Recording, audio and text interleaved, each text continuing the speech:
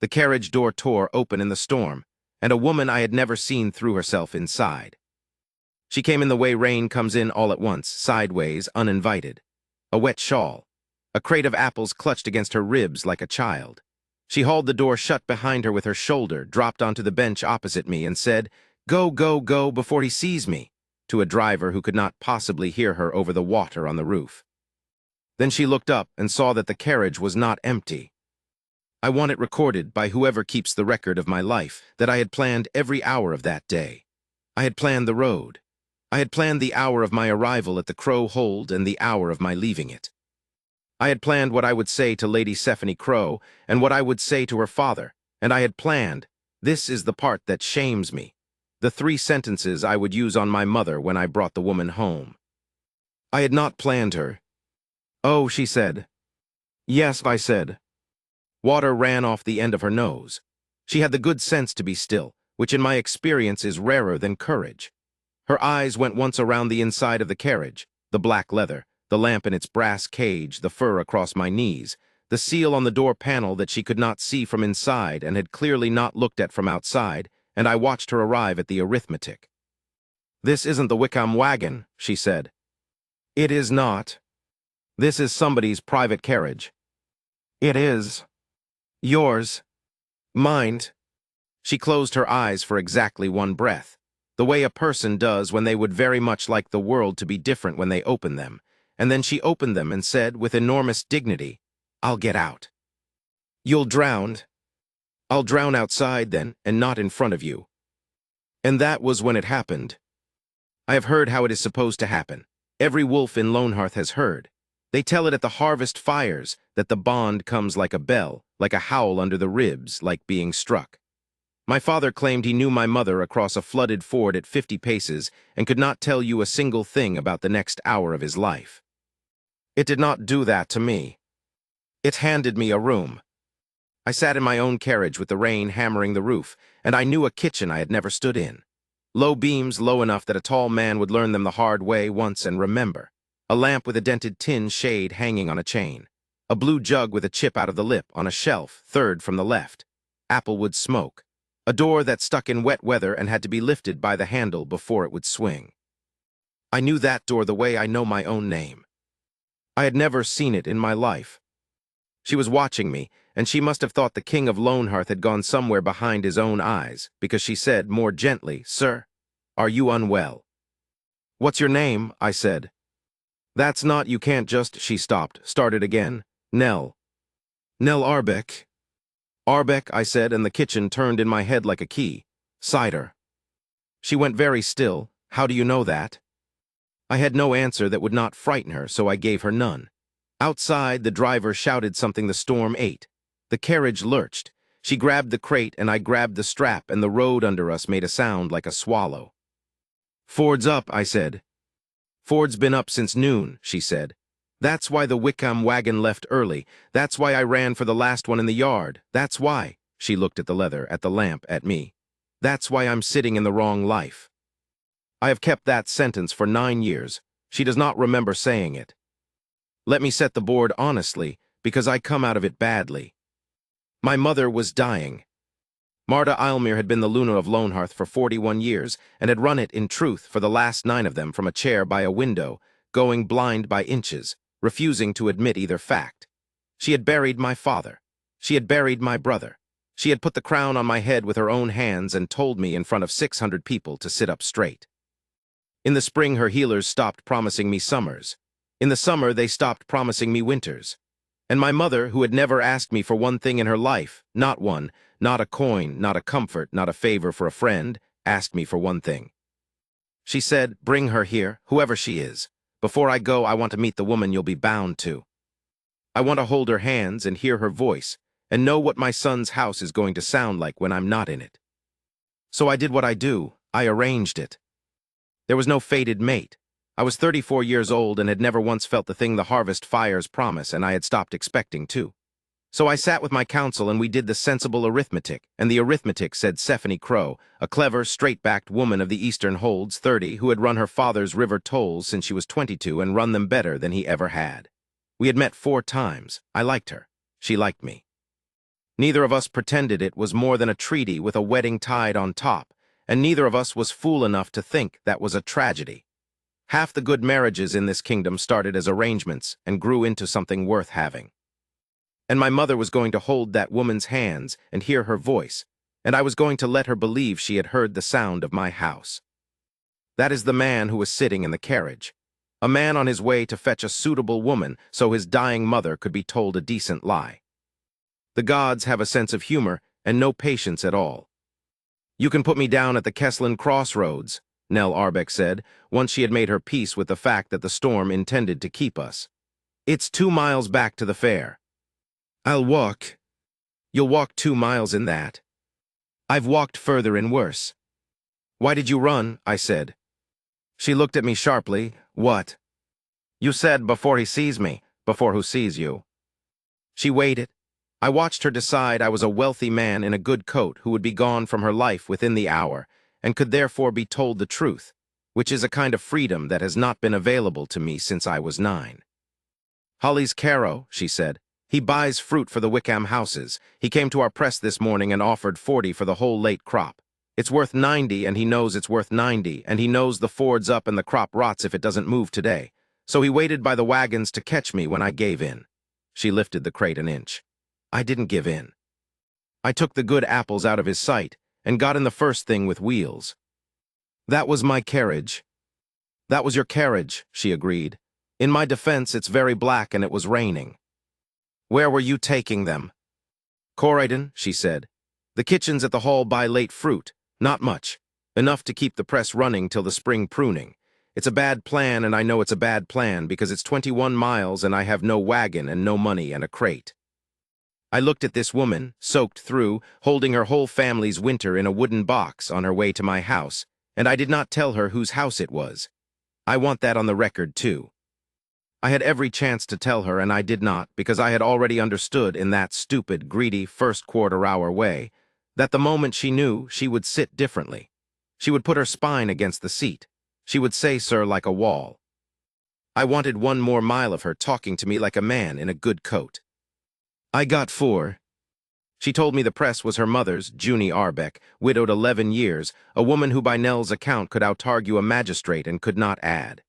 She told me that the trick to cider is the apples nobody wants, the bitter ones, the small ones, the ones that fall. "Sweet apples make sweet nothing," she said. "You need the ugly ones or it's just juice." She told me the orchard road floods every autumn, and every autumn the Crown's roadmen fill it with gravel, and every autumn the gravel goes to the fen. And it's been 40 years of gravel, sir, and I do sometimes wonder if anyone has ever gone and looked. "No," I said, "I don't believe anyone has." "Well," she said, "it's not a king's job, is it, roads?" "Isn't it?" She laughed at that, not politely. She had a laugh like something falling off a shelf. And under it all, the whole 4 miles, the kitchen sat in my head, patient as furniture. The chain on the lamp, the blue jug chipped third from the left. And a thing I had not noticed the first time and noticed now, and which frightened me the way nothing has frightened me since my brother's horse came home without him. On the beam over the door, cut shallow into the wood, a line of notches. A child's heights, years of them. I knew how high the last one was. I have never in my life stood in that room. We did not reach the Kesslin crossroads. The ford at Bracken Mill had eaten the road and given back a brown lake with the tops of the hedges showing. And my driver, awesome, 61, 29 years on my family's boxes, a man who has never once in my hearing raised his voice, put his head in at the window with his hat streaming and said, "Not today, sire." There it was. I did not look at her. I heard her go quiet. I heard the crate settle on her knees. I counted 3 seconds, and in the third one she said, in a voice with all the shelf laughter gone out of it, "Sire, Nell, don't." She had gone white in a way that had nothing to do with cold. Her eyes went to the door panel, the seal on the outside, the one she had not looked at, the one she was now seeing with terrible clarity in her mind. "Don't say my name like we've been introduced. Oh, no. You have done nothing wrong." I got into the Alpha King's carriage and told him his roads are a disgrace. They are a disgrace. I told him about Holly's Caro's 40. She stopped, put her hand over her mouth, took it away. "I asked if you were unwell. I asked the King of Lonehearth if he was unwell. like he was a farrier with a bad tooth. "You did." "I'm going to walk into the water," she said with great composure. "Right now, it's been a pleasure." "Nell, you keep saying my name," she said, and this time there was something under it, not fear. Not fear. She was looking at me the way you look at a door you thought was a wall. "Why do you keep saying my name like that?" "Because it was already mine, and I had no honest way to say so. Because there was a chip out of the lip of a blue jug in a room I had never entered, and I could have drawn it for her, and if I had she would have gone into the water for real. Because the ford is up," I said, "and there is no road back to Wickham tonight, and there are 21 miles between us and a dry bed, and it is my carriage that has stranded you. So you will come to Corydon. You will sleep in a warm room. Your apples will be bought at 90, not 40, and not as charity at the price my kitchens should have been paying you for years. And in the morning, when the water's down, my driver will take you home." She stared at me for a long moment. "That's a very reasonable speech," she said. "You had that ready." "I have most things ready." "Does it work?" "Always," I said. Said Nell Arbeck, and looked out at the rain and did not say yes. Awesome turned us north on the Fen Road, which is the long way and the ugly way and the only way, and we drove into the dark. She slept eventually. She fought it. She was a woman who did not intend to sleep in front of a king, and lost around the 9th mile, sagging sideways with the crate still locked in her arms. And there is nothing in my kingdom that has ever undone me as thoroughly as the fact that she would not put the apples down. Somewhere past the Fen Bridge, the lamp swinging, I finally let myself think it. "Mate." I had spent my whole adult life being told the word would arrive like a struck bell, and it had arrived like a set of directions. And now that I sat in the dark with it, I understood what the bond had actually done, and it was worse than a bell. It had not shown me her. It had shown me her home.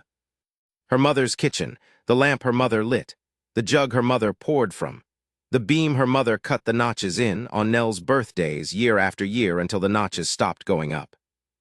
The bond had reached past everything a king is supposed to want and had handed me one fact.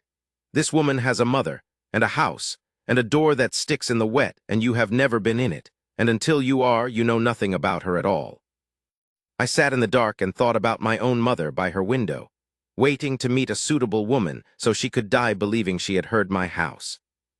And I understood that I had been going about the whole thing backwards, and had been for a year, and that everyone around me had been too well-mannered to say so.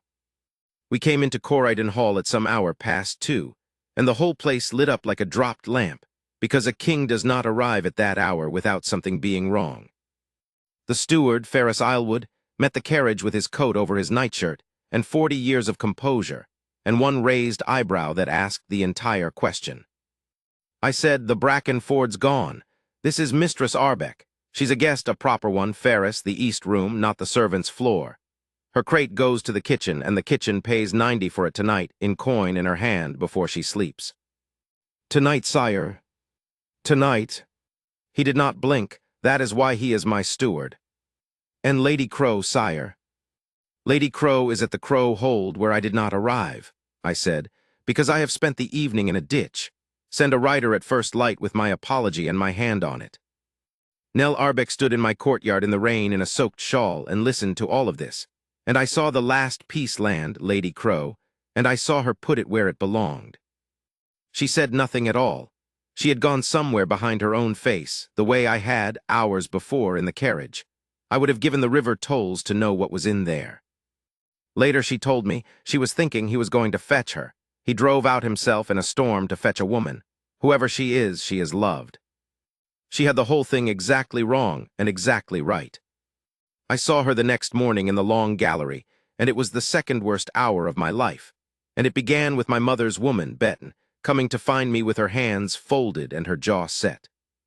"She's awake," Betton said. "She wants her." "Wants who?" "The lady you brought last night," Betton said. "Sire, she heard the carriage. She heard the whole yard. She's been awake since 3, and she's told everyone within reach that her son has finally brought a woman home, and there is nothing on this earth going to persuade her otherwise, and I would remind you that she is not to be argued with in the mornings." I said something I will not write down. "Betton, that is not Lady Crow." "I know, sire." "That is an orchard woman from the Kessland Road. who got into my carriage by mistake." "I know that too, sire," said Betton, who had raised me. "Would you like to be the one to go up there and tell her?" I found Nell in the gallery, dry, in a borrowed gray dress that did not fit, standing in front of the window with her hands behind her back like a soldier. And she turned around and said, before I could get a word out, "They gave me 90. "I know." In coin, at 2 in the morning, the cook counted it into my hand in her nightcap. Her chin came up. She was daring me to be pleased with myself. "Why?" "Because it's the price." "It's not the price. 40's the price if you're desperate, and 60's the price if you're not, and 90 is what it's worth, and nobody in the history of the world has ever paid what a thing is worth to a woman with wet boots and no wagon." She took a step towards me.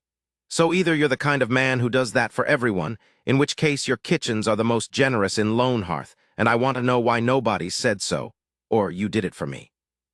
And I would very much like to know which, sire, before this goes any further." There it was, 4 minutes, and she had a king backed against his own window. "The second," I said. "Why, I don't know yet." "That," said Nell Arbeck, "is the first honest thing anybody in this house has said to me." And then Betton appeared at the end of the gallery and said, "Mistress, the Luna would like to see you." I watched Nell's face do the arithmetic again, faster this time. "The Luna," she repeated. "My mother," I said. "Your mother," she said, "wants to see me." "My mother thinks you're Lady Stephanie Crow," I said. "And she is dying, and she is nearly blind, and she has been awake since 3 in the morning being happy, and I have to go up there and take it away from her." The gallery was very quiet, rain on the glass, somewhere below a door. Nell Arbeck looked at me for a long time. Then she said, "How long has she got?" "Weeks. Perhaps not weeks." "And in those weeks," she said slowly, "your Lady Crow, is she coming?" "When I ask her, yes." "Then ask her today," Nell said. "Send your rider, get her here, and in the meantime—" And she stopped, and I watched her look straight down the road at the size of what she was about to say, and I watched her say it anyway, which is the single most Nell Arbeck thing I know how to write.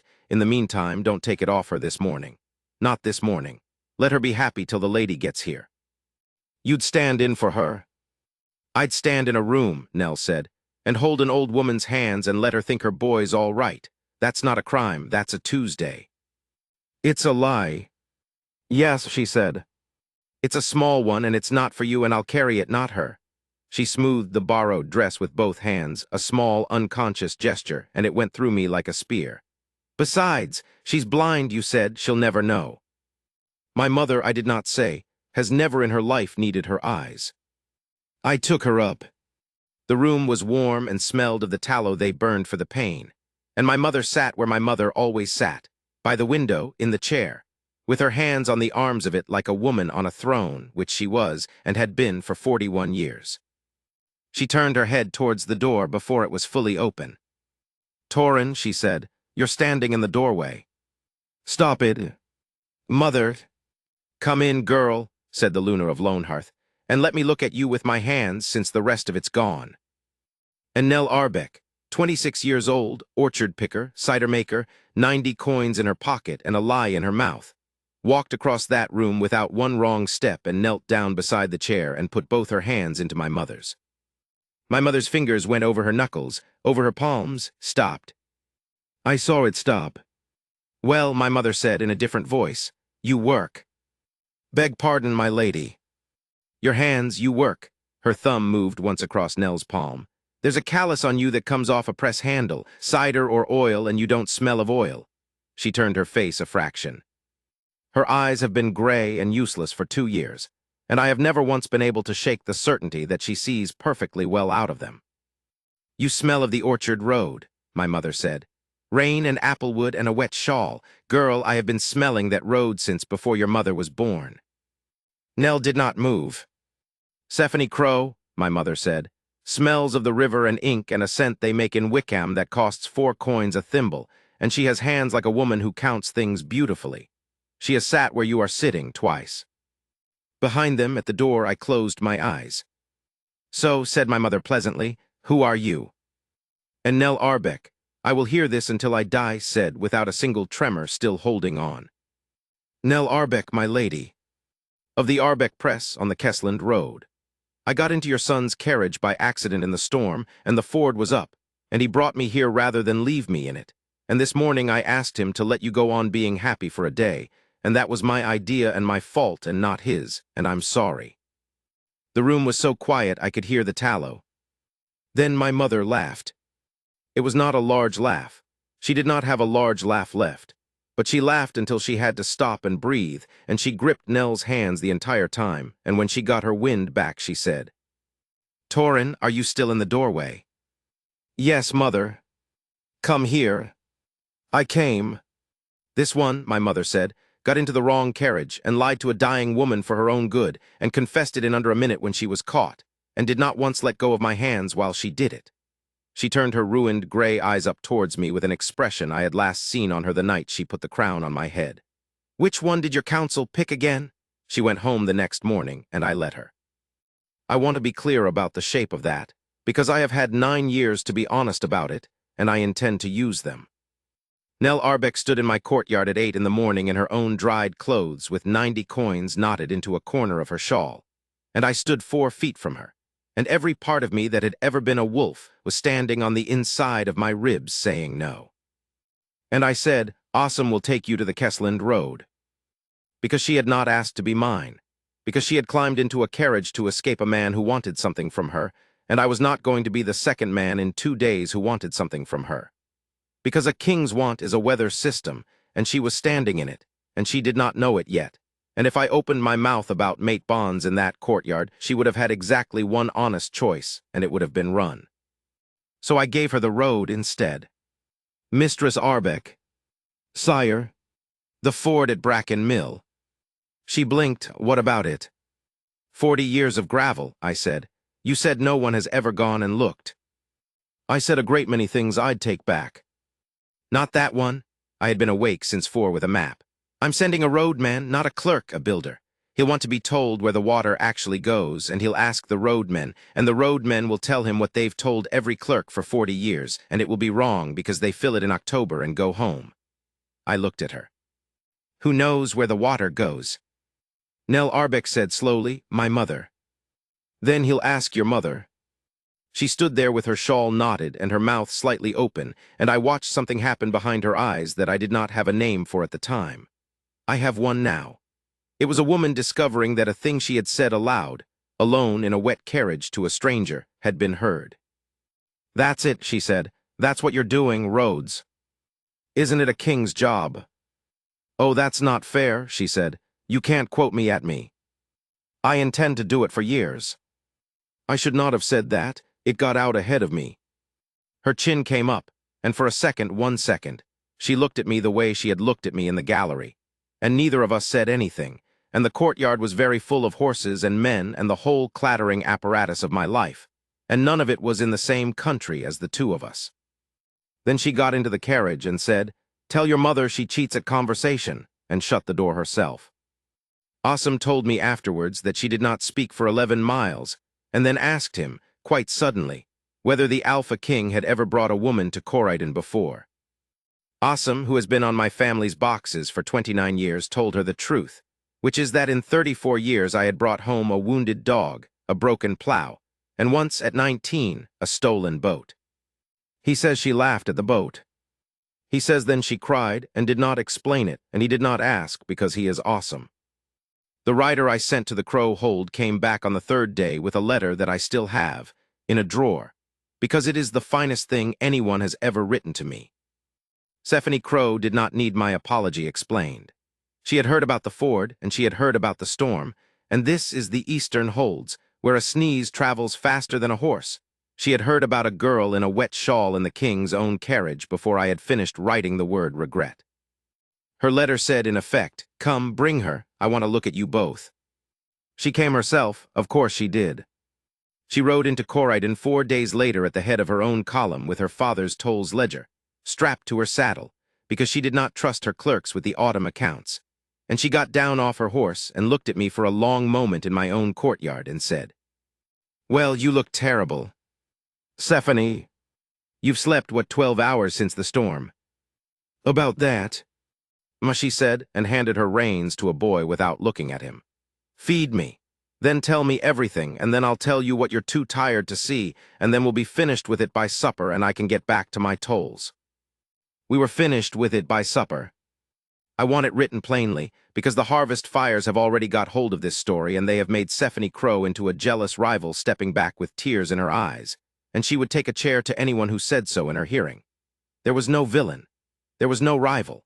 There was a clever woman across a table with a plate of mutton, listening to a man describe a chipped blue jug he had never seen and putting her knife down halfway through. "Stop," she said. "Torin, stop, say the last part again. The notches on the beam. You know how high the last one is." "To the inch." Stephanie Crow sat back in her chair. "My aunt had it," she said. "Nobody in my family talks about it because she married a fen fisherman and there was a great deal of noise about it for about 9 years, and then everyone got old and stopped caring." She turned her cup around. "She said the same thing. She said everyone expects a bell and it isn't a bell. She said it's like being handed a key to a house you've never entered and being furious that you can't get in." "Yes." She said she knew the smell of his coat before she'd met him. Fish, apparently. She said it was the great tragedy of her life that fate had chosen fish. I laughed. I had not laughed in 4 days. "Torin," said Stephanie, and now she was not smiling. "Look at me. If we had been married 3 years and you'd got into that carriage, what then?" I did not answer. "That's what I thought," she said. "That's the honest answer, and I'd rather have it now than in 3 years. My aunt's fisherman had a wife when it happened to him. Did you know that? Everybody's forgotten. He stayed. He was a decent man, and he stayed, and he did the right thing for 11 years, and by the end of it there were 3 people in that house, and every one of them was in pieces." She picked her knife back up. "The right thing did that, not the wrong thing, the right thing." "Stephanie." "I release you," she said. "Formally. In front of your steward in writing with my seal on it, tonight, so that no one in this kingdom can ever say the king of Lonehearth threw over a crow for an orchard girl. It will say that I withdrew. It will say the tolls treaty stands regardless. Because it does stand, Torin. I'm not a child. The tolls have nothing to do with whose bed you're in. And it will say I did it because I would rather be a good ally for 40 years than a good wife for 3. The hall was quiet. "Why," I said, "honestly, why so easily?" Stephanie Crow looked at me with the driest expression I have ever received from a human being. "Because I am 30 years old," she said, "and I have run 4 rivers tolls since I was 22, and I have never once been looked at the way you have just spent an hour describing a jug." She stood up and gathered her ledger. "And I would like, before I die, to find out what that's like, so get out of my way, Your Grace. You're standing in my sunlight." She signed it that night. She was gone by noon the next day. She is godmother to my second daughter, and she still has not married anybody, and she says the tolls are better company. I did not go to the Kessland Road. 2 weeks. I want that in the record, too, because everyone remembers the ending and no one remembers the 2 weeks, and the 2 weeks are the only part I am proud of.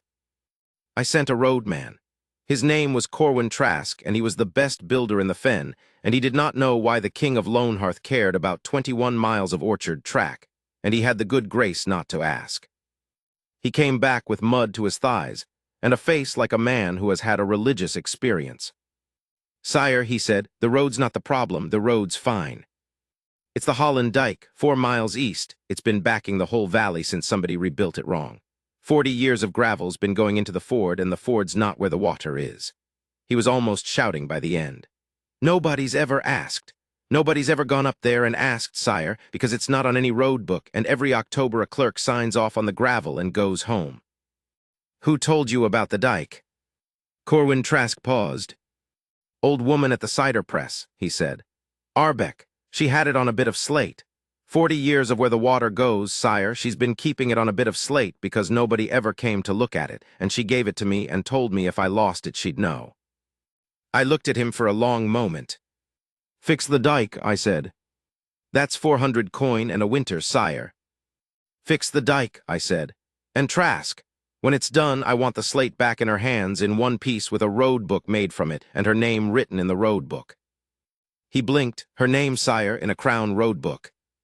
Her name in a crown road book. He did not understand.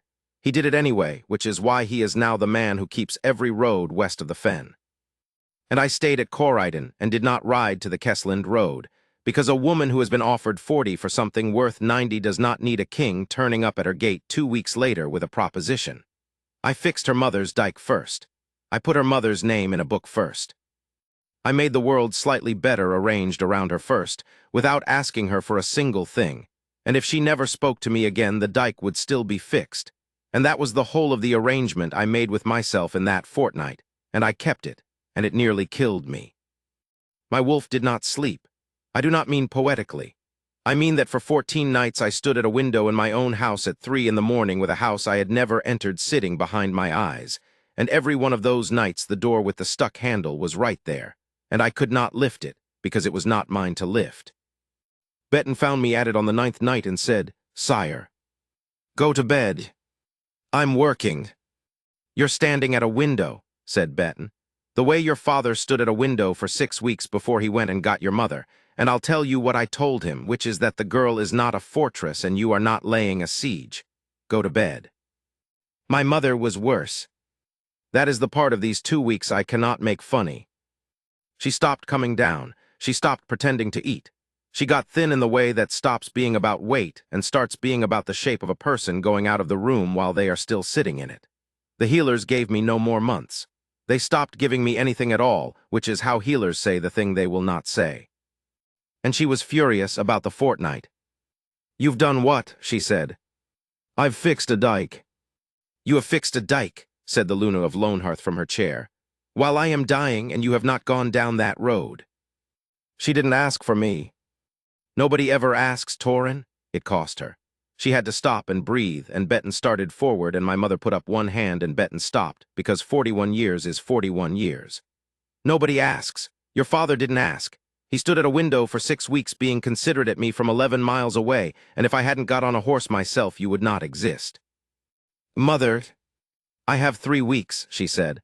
"Perhaps 2. Do you know what I would do with a fortnight at your age? Do you have the faintest idea? You're not going to shame me into it." "Oh, I'm going to try. Because if I go down that road," I said, and my voice did something I did not authorize, and she looks at me, "Mother, she has got nothing. She has got a press and a crate and 90 coins that I gave her. If the Alpha King rides into that yard and says, 'Fate,' what does she say? What can she possibly say? There's no room in the yard for her to say no. I'd have taken it away just by arriving." My mother was quiet. Then she said, "Ah, there it is." "There what is?" "You're not being considerate," she said. "You're frightened." I did not answer. "Torin," she put out her hand, and I took it, and it weighed nothing at all. "Listen to me, because I am running out of afternoons. You have arranged everything since you were 9 years old. You arranged your brother's funeral. You arranged mine. Don't argue, I've seen the list. Ferris shows me everything. You have spent your whole life making sure that nothing can ever happen to you that you did not put on a list first. That's the job." "That is not the job, that is the wound," said my mother. "And now a thing has happened to you that was not on the list, and it is the best thing that has ever happened to you, and you cannot arrange it, and it is going to make you go down a road you have not surveyed and stand in a yard you did not build and ask a question you cannot control the answer to." Her fingers tightened. "And you would genuinely rather fix a dike." The fire moved. Outside, the rain that had not stopped in a fortnight kept on not stopping. "What if she says no?" I said. "Then she says no," said my mother, "and you'll be a man who was told no, which is a thing you have never been, and I am sorry to tell you it will not kill you. It will only feel like it." She let go of my hand. "But she won't." "You met her for 4 minutes." "I met her hands," said my mother. "The letter came on the 15th day. It was not from Nell. It was in a hand I did not know, on the back of a receipt for barrel staves, and it said in full, 'Sire, my daughter does not know I am writing this and would take the pen off me. The dike is being fixed. The man Trask says you told him my name goes in the book. I am 61 years old and have been telling the Crown about that dike since I was 20, and I have been laughed at by 4 clerks in my own doorway. So, thank you, and I have no way to thank you, and here is the only thing I have got.' She has been going to the ford every 2nd day. She says it is to watch the work. It is 21 miles to the ford, sire. She is not going to watch the work. She will not say your name in this house. She says it once and then does not say it again for a day, like a woman rationing. I do not know what happened in that carriage. She will not tell me, and she tells me everything. But my daughter has been the most cheerful person I know since she was 4 years old, and for a fortnight she has been sitting in my kitchen at night looking at the door. Come or don't come. But if you are going to come, come now, because she has started talking about taking the spring work in Wickham, and she has never in her life talked about leaving. Junie Arbeck. P.S. She sold Holly's Caro the late crop for 92 out of pure spite. I thought you would want to know. I read it standing up.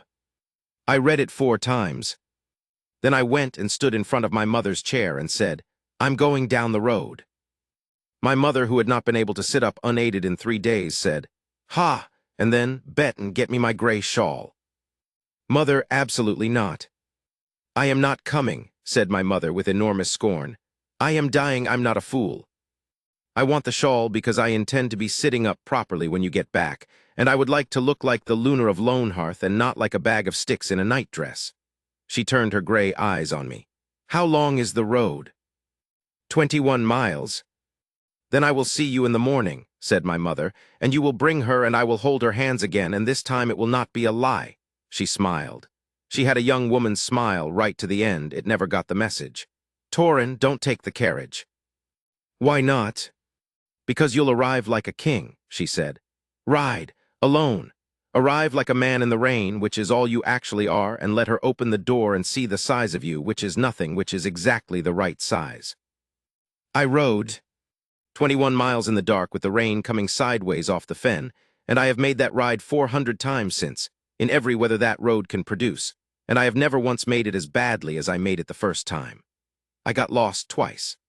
I, Torin Eilmere, who had never been lost in my life, who had the whole of Lonehearth in a book in my head, went past the Arbeck turning twice in the dark, because the man who wrote the road book had never had a reason to mark it.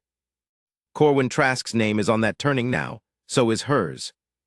I came up the orchard road at 1:30 in the morning with my horse blowing and my coat gone to lead, and the whole valley smelled of wet applewood and rot and sweetness. The ugly ones, the small ones, the ones that fall, and I got down at a gate I had never seen and had known my entire life. There was a lamp on in the kitchen. 15 days, 1:30 in the morning, a lamp on. I stood in that yard in the rain and looked at the light coming out around a door that I already knew stuck in wet weather, and I understood exactly what the bond had done to me, and I forgave it. Because a bell would have told me she's yours. It hadn't said that, not once. From the first second in the carriage, it had said something else entirely, and I had been too frightened to hear it for a fortnight, and I heard it standing in that yard with my hand on a gate. This is a house. There is a woman in it who lights a lamp for nobody at 1 in the morning. Her mother is inside. Her whole life is inside. You have never been in it. Knock. I knocked. I heard a chair go back. I heard footsteps and a pause, a long one, a woman standing on the other side of a door at 1:30 in the morning, deciding. And then I heard the handle lift because it sticks in the wet, and you have to lift it before it will swing.